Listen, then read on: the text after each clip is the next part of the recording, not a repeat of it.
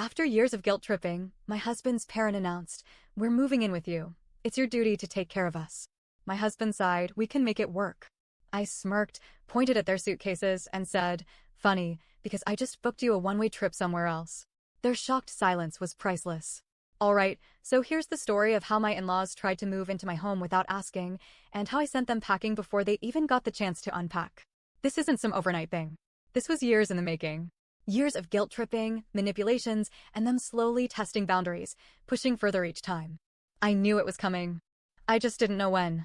But when it finally happened, they never saw my response coming. I married my husband, Mike, 7 years ago. His parents, Robert and Diane, were those people who always had to remind you how much they sacrificed and how hard they had it. It didn't matter that they were financially stable, with a fully paid-off house in Orlando, Florida, and a decent retirement fund. No, according to them, they were two poor souls abandoned by their ungrateful children.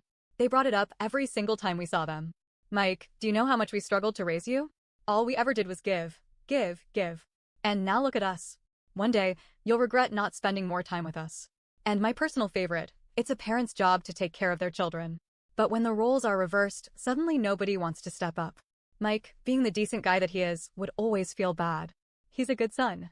He calls them regularly, he visits as often as he can, and he even helped them with some of their house repairs last year. But it was never enough for them. To them, he owed them his life. And me? Well, I was the evil wife who stole him away. The comments about family obligations got worse over the last couple of years. At first, it was subtle. Diane would joke about how, one day, they might just pack up and move in with us because, Florida is getting too lonely. Then, the jokes turned into suggestions. We were thinking, maybe we could move closer. Maybe to your neighborhood? Then the suggestions turned into statements. It would just make sense for us to move in with you too. It's better than us rattling around in that big old house alone. By the time Diane started throwing around the word duty, I knew what was coming. Friday evening. A normal, peaceful night. I had just sat down with a glass of wine when I heard a knock. Mike got up to answer it. I heard his confused "Mom? Dad?" before they pushed past him and into the apartment. And there they were. 4 giant suitcases. Diane clasped her hands together like she was making a grand announcement. "Surprise! We're moving in with you." I stared at them. I blinked. I looked at the suitcases. Mike rubbed his temple and let out a long, tired sigh. "We can make this work," he muttered.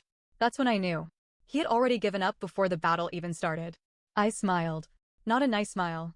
A cold, slow, calculating smile. "Funny," I said, pointing at their suitcases, "because I just booked you a one-way trip somewhere else." Silence. The kind of silence that rings in your ears. Diane's smile faltered. "Sweetie," she said carefully, as if speaking to a child, "this is your family. Family takes care of each other." Robert crossed his arms. "We raised Mike. Now it's his turn to take care of us." I raised an eyebrow. And he does. But housing 2 extra adults in a 2-bedroom apartment in Brooklyn? That was never part of the deal. Diane's face hardened. "This is our right," she snapped. "It's what's supposed to happen. We're too old to live alone." I turned to Mike, waiting for him to say something. But he just looked miserable. I sighed and looked back at them. "You can stay," I said. Their faces lit up. "For one night. And tomorrow, you're leaving." The light died in Diane's eyes. "What?" "Your new place is already set up," I said, grabbing a brochure from the counter and sliding it toward them. They didn't even look at it. "We're not going to some old folks' home," Robert scoffed. "It's not a home," I said smoothly. "It's a luxury retirement resort with an exclusive members club." Now, that got their attention. Diane snatched the brochure and flipped through it. The glossy pages showcased a gated community with golf courses, spa treatments, and ocean views. It had everything they could possibly want. Hannah, their golden child, had paid the deposit as an early inheritance gift months ago. They had nowhere to argue from. Diane set down the brochure slowly, like she was processing a personal betrayal. "Mike." Her voice was low and dangerous. "You're really allowing this?" Mike hesitated. And for a moment, I thought he was about to cave. But then he looked at me. He saw the way I was standing my ground, completely unbothered by Diane's theatrics. And finally, he let out a long breath and said, "Mom, this is what's best." Diane stared at him, lips pressed together so tight they turned white. Robert was fuming, his hands curled into fists. I took a sip of my wine. "Oh," I added casually, "by the way, we already subleased our apartment for the next 6 months. New tenants move in tomorrow morning." Their heads snapped toward me so fast I thought they'd get whiplash. Diane's face drained of color. "You did what?" "Yeah," I said, setting down my glass. See, we knew you'd try something like this, so we made sure you wouldn't have an option. You either go to your fully paid-for resort or find a hotel. Silence. Then, you ungrateful little, all right. I clapped my hands together, cutting her off. You guys must be tired from the trip. You get one night here. But tomorrow morning, your car is coming to take you to your new home. They were too stunned to speak. They haven't unpacked their suitcases. Diane is sitting on the couch, arms crossed, refusing to look at either of us. Robert is on his phone, probably searching for last-minute hotel rooms. Mike looks like a man who just escaped a burning building. I, on the other hand, am enjoying the silence. Tomorrow morning, they're leaving. Whether they like it or not. And the best part? They did this to themselves. Morning comes. I wake up to the smell of burnt toast. Diane is in the kitchen, aggressively banging pots and pans, acting like she's feeding a family of 10 instead of just her and Robert. She doesn't look at me. She doesn't speak to me. She just clatters around like a one-woman protest. Mike walks in, rubbing his eyes. Morning. Morning, I say. Your parents seem to be in a great mood. He sighs. Yeah, Mom's been up since 6. Complaining to herself. Robert shuffles in, sits at the table, and glares at his plate like it personally insulted him. Sleep well? I ask, smiling sweetly. He grunts. Your couch is like a damn rock. Well, lucky for you, you'll be in a king-sized bed tonight at your fancy new place. Diane's grip tightens on the spatula. They're not going, Mike blurts out. Silence. The kind of silence that presses on your chest. I slowly turn to him. What? They're not going, he repeats, eyes darting between me and his parents. Mom says she's not feeling well. Dad's back is acting up.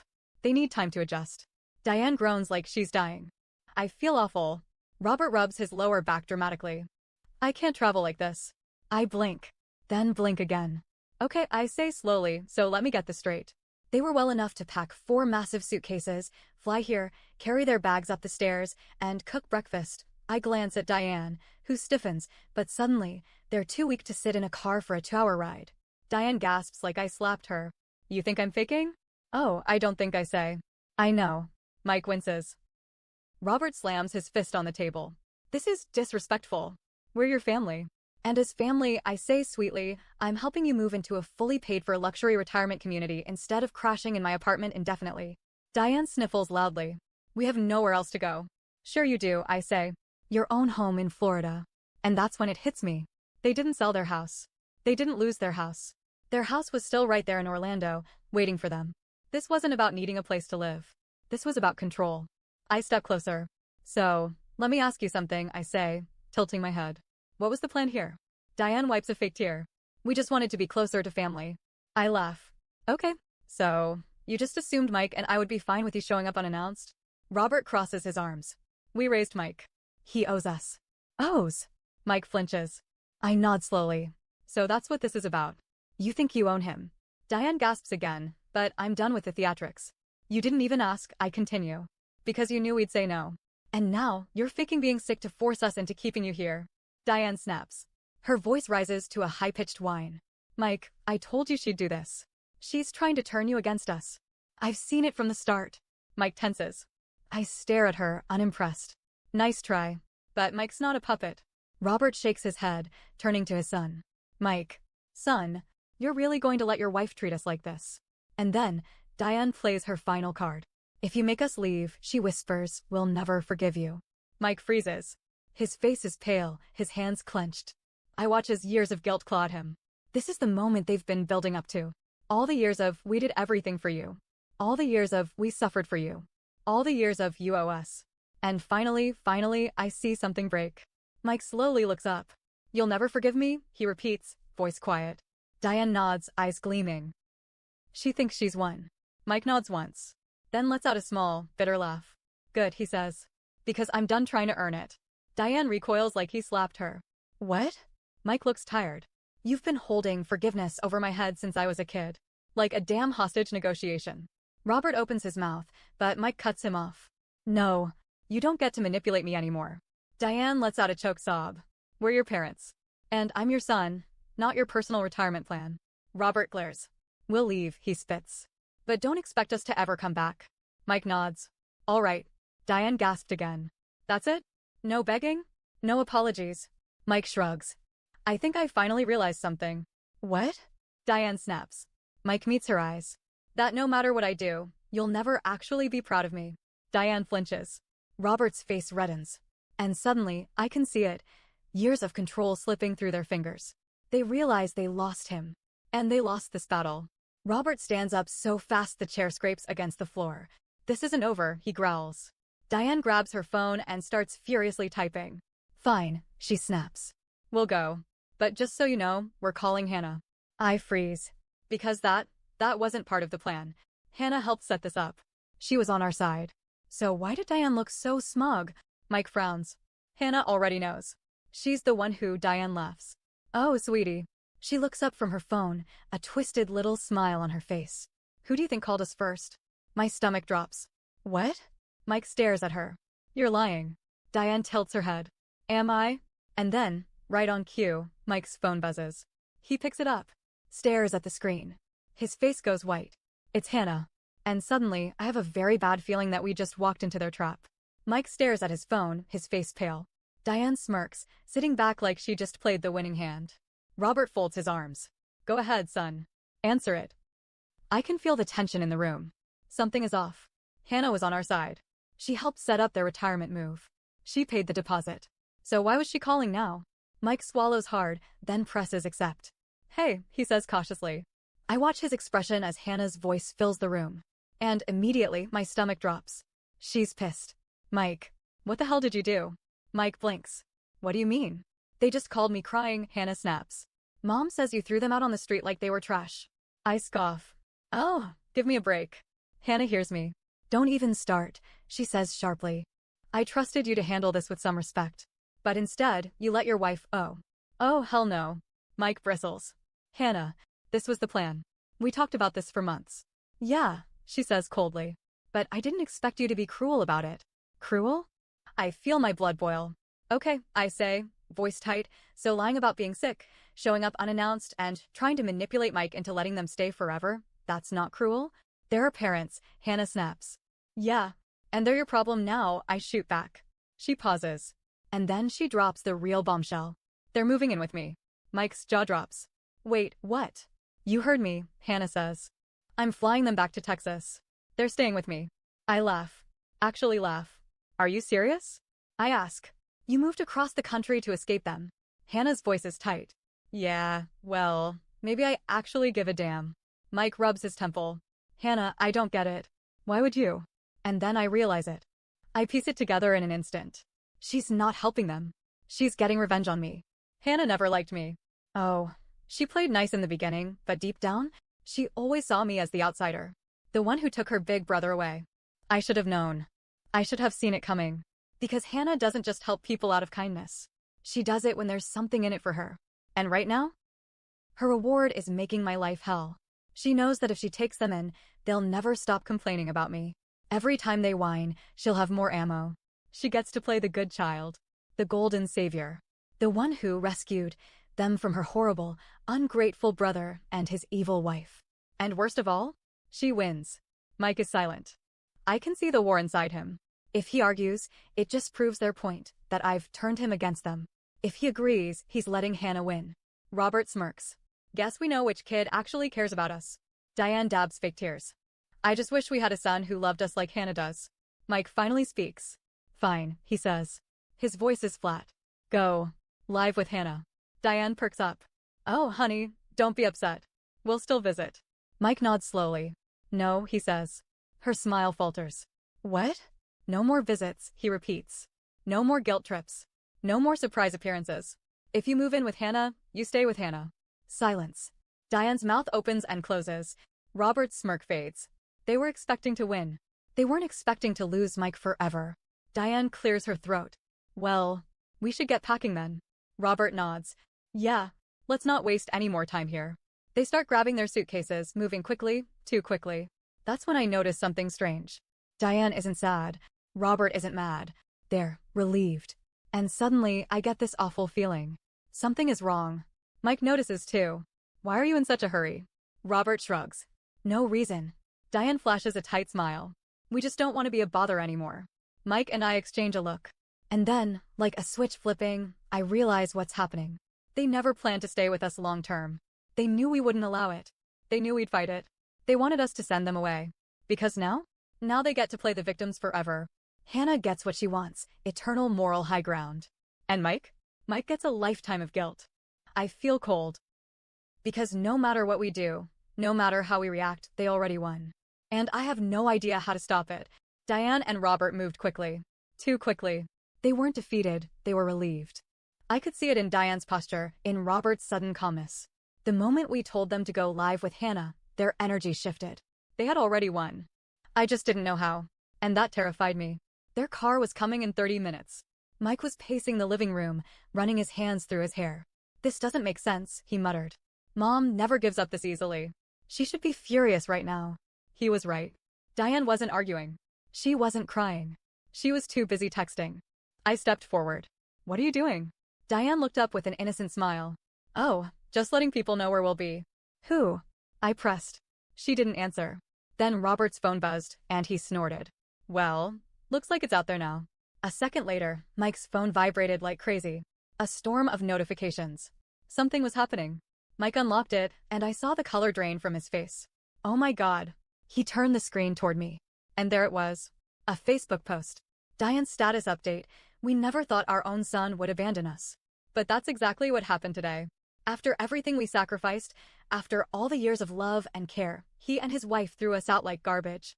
Thankfully, our wonderful daughter, Hannah, is taking us in. She is proof that true love still exists. We are heartbroken, but we will survive. #family betrayal #unforgivable. The post already had dozens of likes. Comments were pouring in. Aunt Sandra. What? How could Mike do this? Neighbor Karen. I always knew that wife was bad news. Church friend Betty. Disgusting. Sending you love, Diane. Cousin Steve. I can't believe he'd do this to you. My stomach twisted. They set us up. This whole thing, showing up unannounced, faking an illness, forcing a reaction, was all part of the plan. They wanted to be kicked out. They wanted to be the victims. Because now they got to control the story. And we were the villains. Mike exploded. He grabbed his phone and called Hannah. The second she picked up, he yelled. You let them do this? Hannah didn't even flinch. You gave them no choice, Mike, she said. They had nowhere to go. Bullshit, he roared. They have their own house in Florida. They needed family. Hannah shot back. No, Mike said, voice shaking. They needed an audience. And you gave them one. Silence. Then Hannah said, too calmly, what did you expect, Mike? That we'd just let them suffer. I laughed out loud. Oh, come on, Hannah. You know this is fake. She didn't deny it. She just sighed. You and I are different, she said. I believe in taking care of family no matter what. And that's when I realized. Hannah wasn't doing this because she loved them. She was doing it because she loved winning. She wanted Mike to bend, to apologize, to beg for their forgiveness. But for the first time in his life, he didn't. Diane and Robert were gathering their things when Mike stormed back into the room. I hope you're proud of yourselves, he said coldly. Diane blinked innocently. What do you mean, sweetie? You posted about it on Facebook. She put a hand over her heart. Oh, honey. People were going to find out anyway. Mike clenched his jaw. You lied. You made it seem like we kicked you out with nothing. You know that's not true. Robert shrugged. It's our truth. My hands curled into fists. No, it's your version of the truth. And you made sure to spread it before we even had a chance to defend ourselves. Diane dabbed her eyes. We only told people what happened. Did you mention that you tried to manipulate us? That you faked being sick? That you had a whole resort waiting for you but didn't want to go because it wasn't on your terms? Diane just sighed dramatically. It doesn't matter anymore. The damage is done. She was right. The moment she hit post, we lost. Because it doesn't matter what the truth is. People believe the version that makes them feel something. And neglected, heartbroken parents is a better story than manipulative parents who played mind games and lost. Mike took a deep, shuddering breath. Then, in the calmest voice I'd ever heard, he said, You are no longer my problem. Diane froze. Robert's face twisted in shock. Hannah had won this battle. But she lost her brother. Mike exhaled, like he was releasing years of weight. I've spent my whole life chasing your approval. But no matter what I do, it's never enough. So I'm done. You have Hannah now. She can be your puppet. Diane's mouth fell open. Mike, no, he said sharply. You made your choice. Now live with it. Robert looked furious. You're gonna regret this. Mike just smiled sadly. I already regret wasting so much time trying to be a good son to people who only love me when I'm useful. Diane made a last desperate grab for his arm. Wait, please, but Mike stepped out of reach. And just like that, it was over. They left. And even though I knew this was what we wanted, Mike was quiet. I sat next to him, resting my hand on his. You okay? I asked. He swallowed hard.